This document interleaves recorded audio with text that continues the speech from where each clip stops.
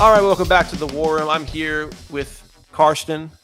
We're back, baby. Finally doing another motorsports episode. It has been too long, although I think there's so many episodes where we just had like a 2-week break before we do another one just because of our crazy schedules this year. So I think I've said it's been too long like 20 times this year already.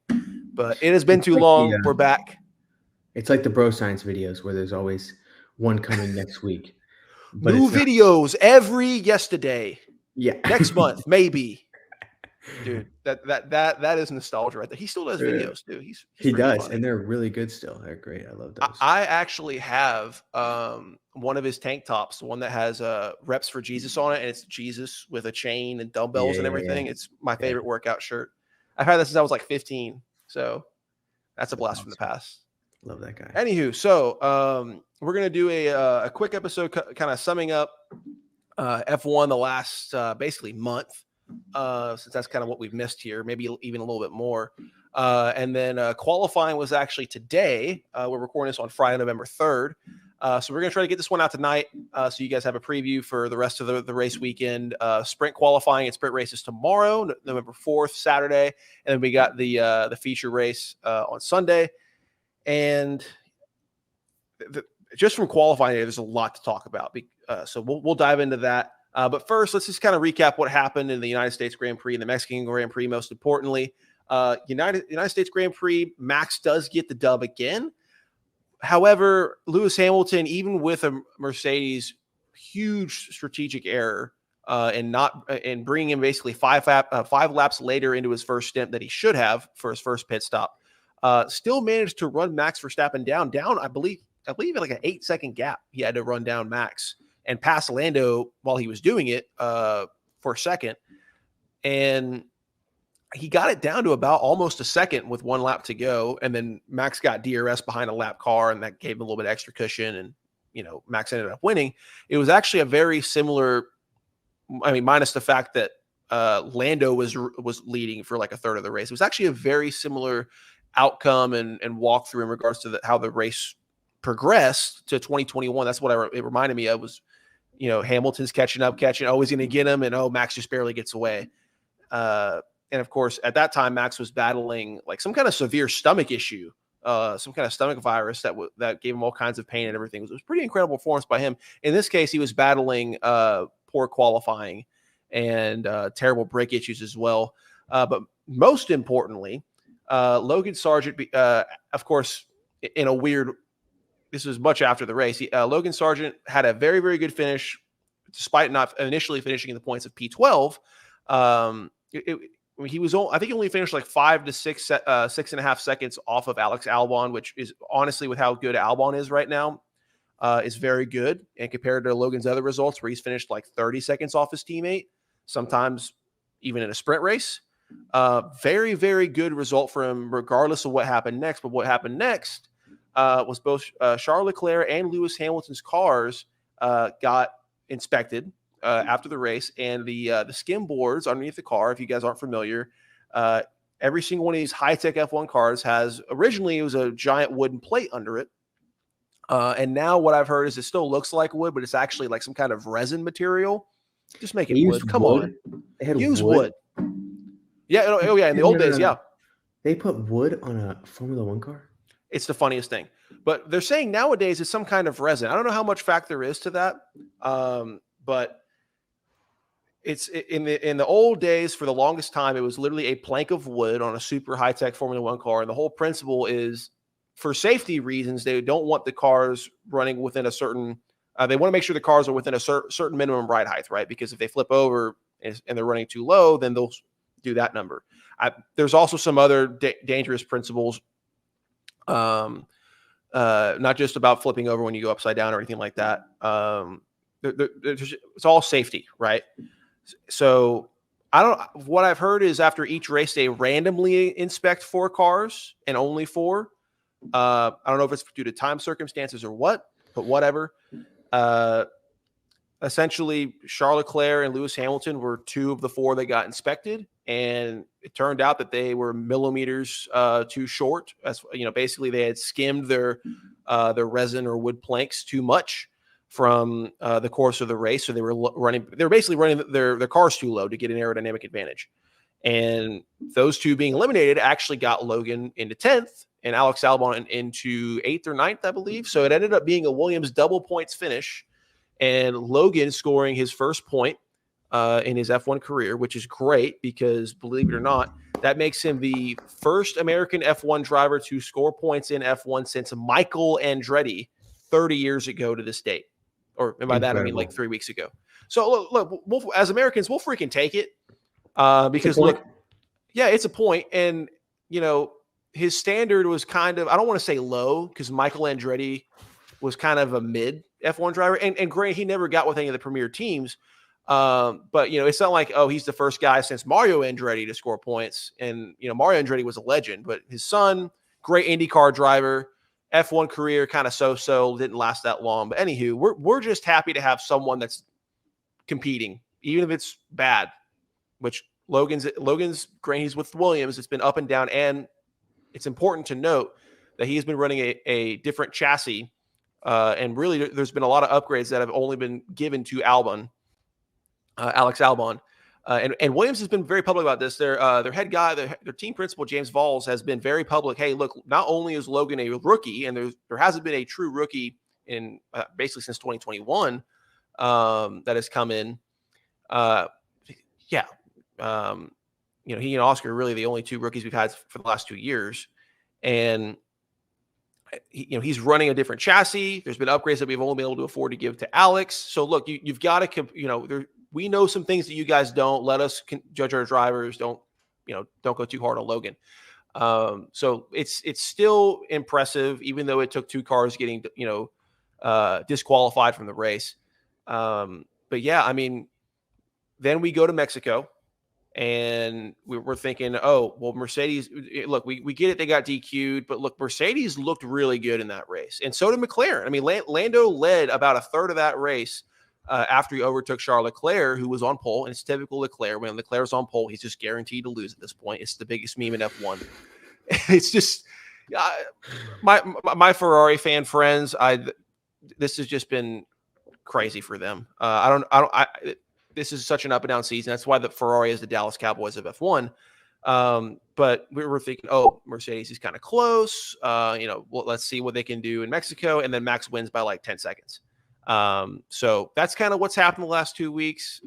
So let's dive into the today factor, which let's go through the results here for today's qualifying. Now, keep in mind, one important thing to note, and this is what I don't necessarily like about the sprint format, is you only get one free practice session. So if any team, like what happened to Aston Martin last race or the race before, Aston Martin at the United States Grand Prix, if you're bringing upgrades that week and you've got one free practice to figure it out, and if you don't dial in your setup for those new upgrades, you're just screwed. And that's what happened to Aston Martin at the U.S. Grand Prix. And it seems now they've kind of got it more under control. First 2 quali sessions, it really seemed like Red Bull. And look, one thing I always say about Brazil for the last 3 years, it just seems like the Mercedes power unit cars, especially Mercedes, they are on rails at Brazil. I mean, you think back to 2021, right? Lewis Hamilton literally started the sprint race in last and worked his way up to, I think, the top 10 or something like that, maybe even P5. And then with another penalty, he had to serve in the race. I think he started like 10th or even lower than that. And he basically passed half the field and Max to go on and win it. He was a freaking rocket ship. Go to 2022, George Russell comes out of nowhere and ends Max winning streak and did a fantastic job. So for whatever reason, the Mercedes cars especially, and to some extent McLaren, they've got it hooked up on this track. And the first free practice session and the first 2 qualifying rounds basically showed that. And then just like last year, we get into Q3 and it's like, oh, hey, what's that? Oh, and it looks like Hurricane Katrina came back from the dead. It looks like that. It just looks like that point in the movie where just everything starts going black. It literally was a giant black cloud. This storm was so powerful, it actually ripped off some of the roofing in the grandstands after qualifying was over. So the drivers had about 4 minutes, give or take, at the start of the third round of qualifying, the top 10 shootout, to get 1 lap in. And basically the sum up of that third round is Red Bull and Aston Martin got the laps in, and everyone else really kind of didn't. McLaren did not play their hand well. They sat in the pits way too long. Red Bull kind of played it safe and sent Max out to get his first lap in case they could kind of benefit from being the latest to get their lap in. They had Sergio stay in the pits and then go out later. And while all this was happening, Aston Martin got in both their laps. Max gets his lap in. And then as Ferrari and Mercedes are starting their laps, I think Russell got his lap in. As Ferrari and Mercedes are starting their laps, and pretty much everyone else involved there, Oscar Piastri goes off track while other people are doing their laps, causes a yellow flag that basically ruined, I'd say, 4 to 5 people's chances of getting their laps in. And then the giant storm of death rolls in. We get rain. Ferrari was Leclerc was in the middle of doing his qualifying lap when it started raining. And basically, that was the end of qualifying. So we go through our top 10 here, and it's pretty abysmal. Let's look at this. We got Max Verstappen on pole, and keep in mind, tomorrow we do the sprint qualifying, and then we have the sprint race. So the order will be a different qualifying order for the sprint race tomorrow. But this is what Sunday's line is going to look like. You got Max Verstappen on pole, Leclerc second, Stroll third, Alonso fourth, Hamilton fifth, Russell sixth, Norris seventh, Carlos Sainz eighth, Sergio Perez 9th, and Oscar Piastri at 10th. And that's our top 10 right there. We don't need to talk about anyone outside the top 10. I will note that Haas had Nico Hulkenberg barely miss Q3. He's at 11th, so it's good that they at least have some pace, but I doubt they'll score points because they still haven't figured out their tire wear, and this is a track that really tire wear is a huge deal. So a couple important facts. Well, one really important fact. Aston Martin, this is the first time since round 13 at Belgium, this is putting us back in July, that they've had both of their drivers, Stroll and Alonso, actually qualify in the top 10 at the same time, in the same race. So it has been a while since they've got both their cars into Q3. This is big for them. And even with the whole, they got their laps in, the other guys didn't, it was pretty obvious through the first two qualifying sessions that going in order of what the top 3 best cars were looking like, it looked like the McLaren cars were looking probably the best. Mercedes, kind of a coin flip between those two as well. It really just depended on the driver's input, in my opinion. And then it's a toss-up between Red Bull and Aston Martin. Max looked okay. Fernando, I think, put it on P4 or something like that in the first or second round. So pretty much from then, it was pretty competitive. But yeah, so we kind of have a mixed bag in regards to the start of the feature race, because kind of what needed to happen for, I guess, maximum entertainment is Max qualifies like 5th or 6th. We get a McLaren front row lockout and Mercedes behind or something like that. Aston's in the middle of that somewhere. That's kind of what it was looking like was going to happen. But here we are with Max, and the guys that we think have the faster cars kind of have looks like McLaren, Lando Norris has got a 4-place buffer five position buffer between him and Max. So I don't know what's going to happen. I just pray that, unlike in the U.S. Grand Prix, we don't have these wuss team principles that just don't allow the drivers to sort it out on the track. Because that's what pissed me off so much was, Hamilton stayed out because he didn't want Max to possibly overtake him on track. That's why we went 5 laps later. McLaren did a similar thing. It was stupid. But anywho, to finally let you talk for a second, because I had to do a bunch of recapping here. I'm sorry about that. Okay. What's your reaction to seeing Aston Martin this far up the grid? Do you think there is some legitimacy to it? We did see Alonso really put in a couple heaters, but it's been kind of inconsistent throughout the three rounds of qualifying today. But do you think that, heck, Lance Stroll finally out-qualified Fernando Alonso. I don't know what to think of this. Do you think there's any legitimacy to this, or do you think it was just more of the conditions? I think it's a combination of things for sure. I think, obviously whenever you get different conditions, you're going to have different results, different in, different out. But like Aston Martin is still really good this season. So I don't think it's that surprising that, they're up there like that. I do think it is interesting to see Lance Stroll out qualify Fernando, but Lance Stroll, people give him a hard time, but he's not like terrible. He's not like the worst, right? Mm-hmm. So every once in a while, somebody, you can, no matter how bad you are, you can do something pretty good. And especially when, there are some extenuating circumstances that can help you out. So yeah, no, I think it's perfectly practical if they're able to get up there, and I don't know, we'll see on Sunday and tomorrow how things go, but if they're able to continue that. Yeah, I mean, and if they're able to continue is a pretty big question because, dude, that storm was bad, and I'm hoping they get clear skies for tomorrow and that there's not too much damage done to the track that would cause a cancellation of something. If I were to bet, there may be some kind of restriction put. Maybe they have to cancel sprint qualifying, so they just have to do the sprint race with the current order. I don't know. We're hoping we were able to do all the sessions. That's my main thing. I will say Leclerc did manage to get a decent lap in. I think it was maybe Sainz that got hung up, and even with that, Leclerc still didn't get his best lap in. He said when he put his lap in, this is a pseudo quote from him. I'm probably butchering it, but he said post qualifying that when he was putting his lap in Q3, that he thought it was raining. It felt like it was raining, but it actually wasn't yet. But there was a massive cool front being blown in when this storm was coming in. So that might have been what was making Maybe it a feel like mental that error. because you start to lose temperature in the tires as well, right? So maybe there was a True. 10 to 15 degree offset. You start to lose a little bit of grip. We're talking maybe 1% of what he was expecting, right? I mean, Yeah. you never know what these guys. But do you think with what we saw from McLaren and McLaren and Mercedes, really, when we get to, this is the one thing that pisses me off about the current sprint weekend format is whatever happens during the sprint, what the order for Sunday is set for today. Yeah. So no So matter what I happens tomorrow, it's not going to change anything. yeah. So like when we have something like this, it's weird. I It kind of could be like a it. I kind of confidence. don't.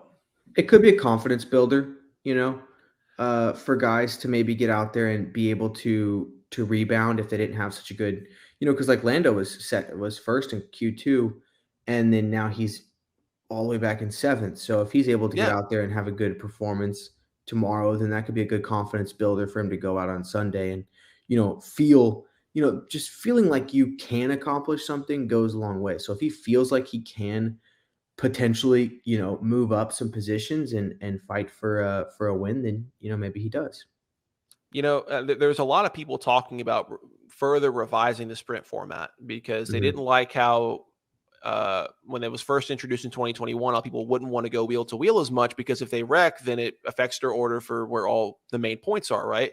Yeah. Um, and now we don't like the way it is right now because everyone's locked in on Friday, and we do another sprint shootout qualifying, which to be quite honest, as big of an F1 fan as I am, when half the qualifying, like when half of the sprint races start at 8 a.m. and 9 a.m., I only have time to watch the sprint race live. I'm not going to go back and watch another qualifying that's even less significant than the first qualifying I watched, right? So I haven't watched Yeah. any of those sprint qualifying, the sprint shootouts that they were talking about. Has I anybody thought of like qualify, sprint, finishing order from sprint, starting order for the main race? Well, I mean that's what it was in 2021, right? And because of the fact that your finishing order in sprint would affect how you started in the main race, People for those care. guys that qualified farther up, they were kind of just like kind of gun shy to do anything because they don't want to mess it up. Mm.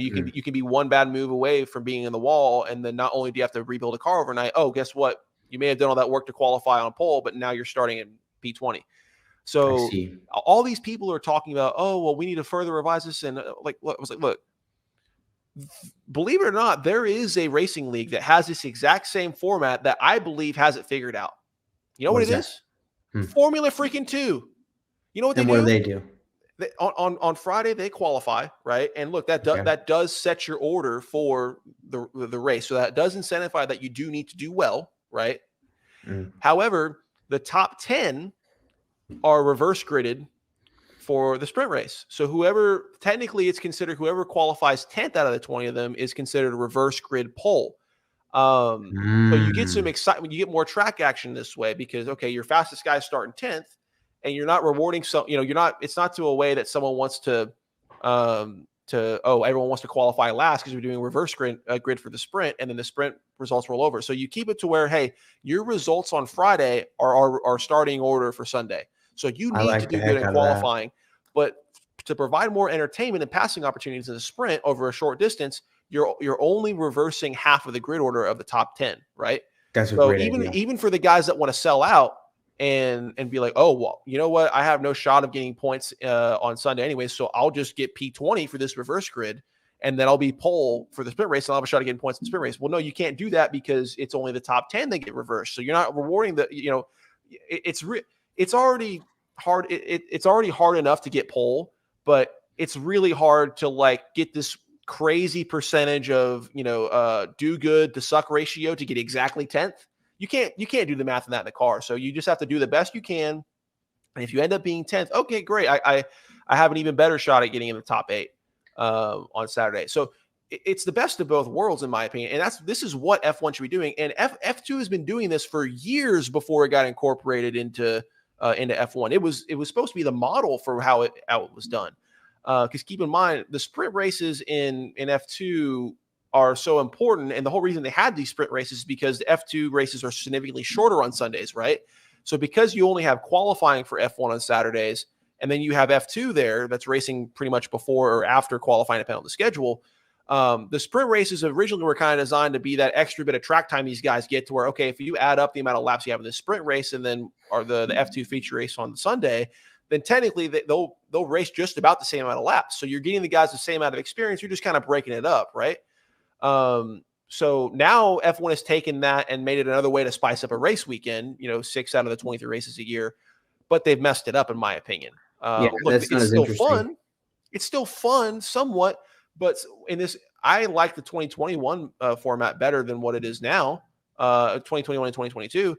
But this year's, it in some cases, it just acts as a spoiler, in my opinion. Like you'll see just the same thing that happens on Saturday in that sprint race happens again on Sunday. So I think it needs to be revised in typical FIA fashion. They had the easy playbook right in front of them, and they decided to go the complete opposite direction and make it not as good as it could be. Right. So, and my cat is trying to get on the show here. Which she has been many times in the background, but now she's being vocal. Anywho, so let's just leave it off with this. Let's go with predictions for top 5. We'll just do top 3. Top 3 for Sunday's feature race. What are we thinking? Max wins. Oh, okay. How do you not say that? Okay, I'm just playing the odds on that. The last 2 years, though, when he's been expected to win, it ain't happened. Especially 2022 didn't happen. I'll take the chances. It's fair. I'll take my chances. Okay. Lando second.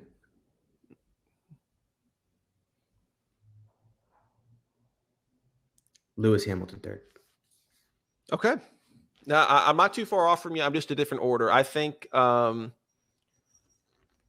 You think Max loses? Yeah. Or doesn't win? Wow. I do. Bold. So from the data that I've seen in FP1, which granted they didn't do a lot of soft running in FP1, but also from what I saw in the first 2 qualifying rounds, I truly believe Mercedes and McLaren are better as far as their cars than Red Bull are at this track. And this is historic as well.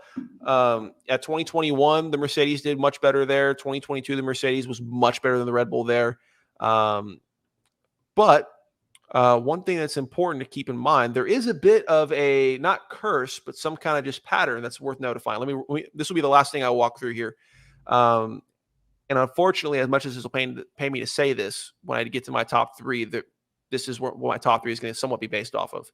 So Let's go back to 2017. Sebastian Vettel took pole in 2017 at the Hungarian Grand Prix, and then he proceeded to win the 2017 Brazil Grand Prix. Okay, that's one thing. 2018, Lewis Hamilton took pole in the Hungarian Grand Prix in 2018, and then he won the 2018 Brazil Grand Prix. Okay, that's 2 things. Max Verstappen took pole in the 2019 Hungarian Grand Prix, and then he proceeded to win the 2019 Brazil Grand Prix. Now we got 3 things. We got a little bit of, okay, this is 3. That's okay, but hold on. 2020, we had no race in Brazil. Okay.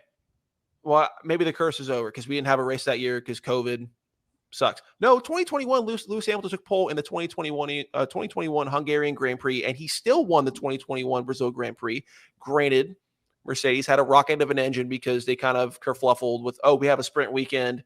We're going to install a new engine, take the 10 or 15 grid spot penalty during the sprint race, move up into the sprint race, and now our car's gonna be a freaking rocket ship for Sunday. That was an advantage, but still, it's not a curse. I don't know what it still happened, right? Still have the pattern going up. Yeah. 2022. Guess who had pole for the 2022 Hungarian Grand Prix?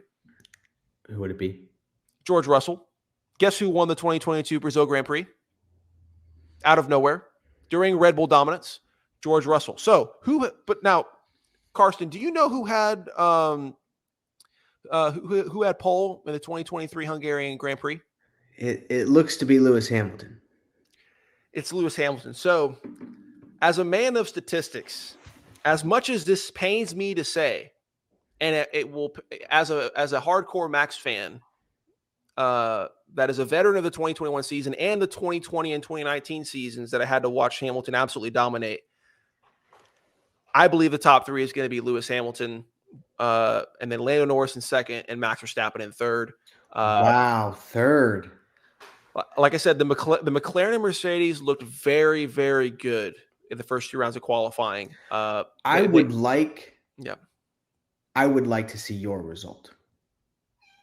Yeah, I feel like it's going to be mine, but I want it to be yours.